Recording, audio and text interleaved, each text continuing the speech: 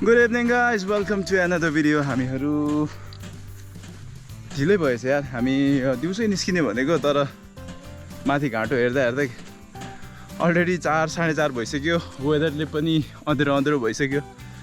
I hope त्यस्तो ठुलो पानी नपर्ला, हावारी नआउला। भाइ अगाडि छ, पुरै सामानहरु प्याक्ड। ऐ कतिरो स्यासे भयो यार। ल यो पाली पनि हामी क्याम्पिङ जाँदैछौँ। यो पाली चाहिँ हामी गाउँबाट पछाडितिर पर्ने स्पटतिर जाँदैछौँ। याकिन भ्लग चाहिँ आइज हान्दिएको चाहिँ क्याम्पिङ जानु लागेको गाइज। पानी परेछ, बाटो चिप्लो छ गाइज, हिँड आउनु पर्छ।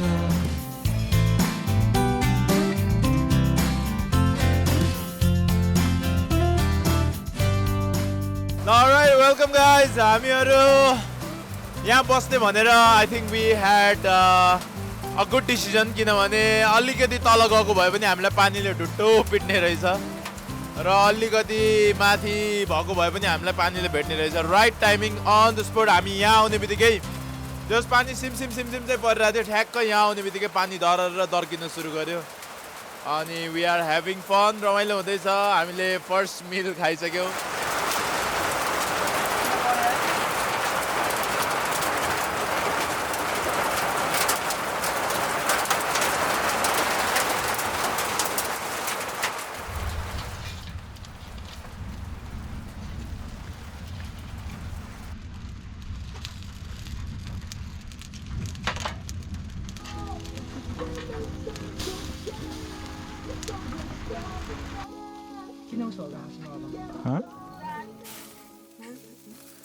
फर्स्ट लट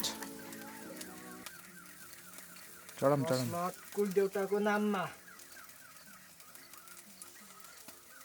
चढाइदिमै टेन्ट बाँधुलो पार्ने पाल्नु मुखमा यार।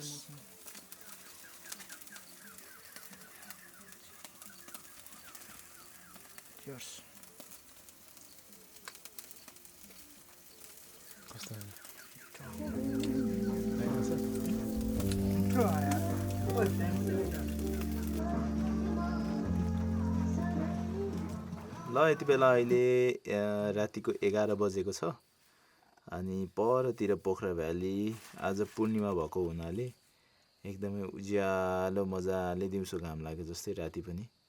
र यतातिर चाहिँ हाम्रो पानी भाइ छ।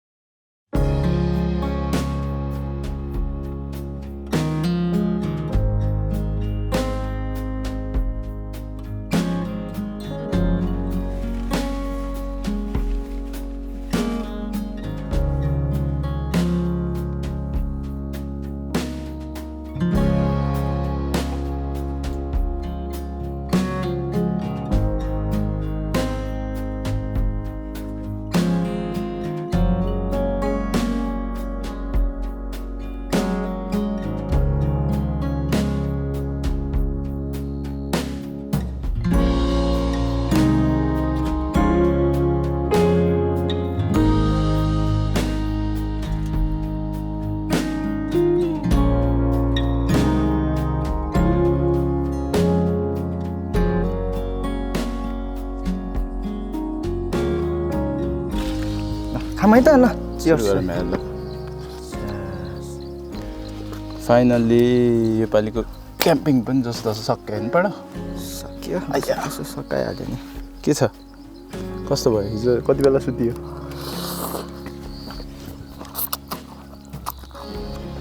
धेरै पाकेछ क्या यार।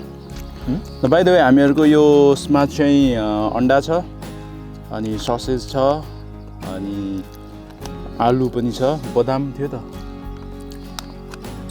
बदाम पनि छ। बदाम त खानु मिल्दैन, चम्ची ल्याउनु बिर्सेर चाहिँ, त्यही भएर हामीले यहाँ चक्कु युज गरिरहेको छ। पहिला जमानादेखिको युज गरिरहेको चक्कु हो यो।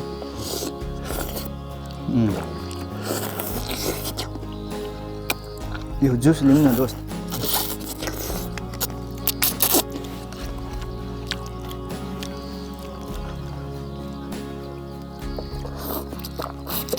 ल गाइज हामीहरू हिजो एकदमै रसमा हिँडेर आएको धेरै टाढा पनि थिएन घरदेखि लगभग आधी घन्टामा यहाँ आइपुग्न सकिन्थ्यो गाउँदेखि र इट वाज फन आउने बेलामा आउँदै पानी परिदियो अनि त्यसपछि हामीहरू भटाभट के हुन्छ टेन्ट सेटअपदेखि लिएर आगो बाल्नदेखि लाग्यो आगो सागो बाल्यो जस राम्रै भयो मासु पोल्यो खायो पानी ठुलो पर्यो एकछिन त गाह्रै भयो हामीलाई नि पानी छिर्नी रहेछ तर हामीले कभर ल्याएको थियौँ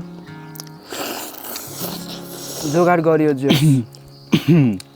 होइन गरियो अनि त्यही नै हो यहाँ चाहिँ जोस् एकदमै राम्रो छ हामीलाई सेफ पनि भयो यहाँ घर जस्तै माथिपट्टि जङ्गल जनावरहरू चढ्ने कुरै भएन अनि अहिले चाहिँ हामी ब्रेकफास्ट बनाएर जस बिहान उठेर म चाहिँ अलि छिटै उठ्ने बेला हेर्दाखेरि यतातिर चाहिँ मजाले बादलको ल्याप्सहरू तल बसिराखेको होइन माथितिर पक्का घाम अलिकति ढिलो भएछ अलिक छिटो आएको भए अझै दामी हुन्थ्यो होइन अनि अगाडि माउन्टेन भ्यू छ यतातिर पोखरा भ्याली छ मजाले भ्याली देख्न सक्छ अनि आज चाहिँ हामीहरूको घाटो खोइ होइन यार कहाँ घाटो खोइ भने के भएछ घाटो नाच्ने दिन भनौँ जोक्करहरू देखाउने दिन अनि त्यसको लागि चाहिँ हामीहरू अलिक छिटै जानुपर्ने भयो नत्र आज पनि यतै बस्ने प्लान थियो खानाहरू बस्ने गरेर नै लिएर आएको थियो तर अनफर्चुनेटली बस्नु चाहिँ पाइएन र त्यही नै हो सबै ग्याजेट्सहरूको चार्जहरू पनि भ्याइसक्यो वी जस्ट वान से अब यस्तो खालके कन्टेन्टहरू आउँदै गर्छ सञ्जीवले पनि एडिटिङ सिक्दैछ घरमा होपफुल्ली उसले राम्रो एडिट गर्छ होला मलाई सपोर्ट गर्छ होला ताकि हामीले यस्तो कन्टेन्टहरू विकमा एउटा फाल्नु सक्यो भने मच बेटर ल thank you so much for watching अलिकति भ्युजहरू आई नो तपाईँहरू बिजी हुनुहुन्छ र मैले पनि कन्सिस्टेन्टली हाल्नु पाएको छुइनँ र आई थिङ्क तपाईँहरूलाई यो भिडियोको मेहनत बनाउनुमा जति इफोर्ट लाग्छ एकचोटि लाइक गरिदिनु भयो भने it's more than enough thank you so much for watching हामी तपाईँहरूलाई अर्को क्याम्पिङ सिरिजमा भेट्नेछौँ होइन सञ्जीव यो 2080 को फर्स्ट क्याम्पिङ हाम्रो योपालि जो सक्सेस भएको छ ल तपाईँहरू सबैजना जतिजनाले हेरिदिनु भयो सबैजनालाई धेरै धेरै धन्यवाद अझै विदेशमा हुनेलाई त एकदमै मिस हुन्छ होला यस्तो खालके कुराहरू ल बिदा भयो है त अनि 27 वैशाखमा ए साँच्चै त्यो त अब सरप्राइज छ सरप्राइज ल thank you so much for watching we will see you in the next vlog bye by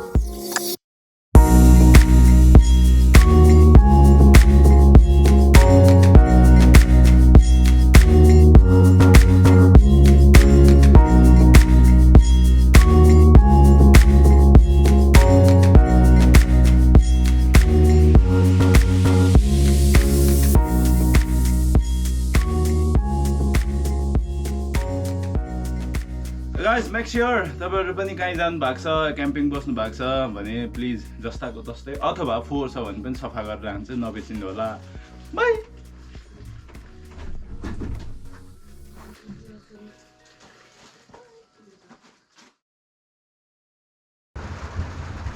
त्यही भएर हामीहरू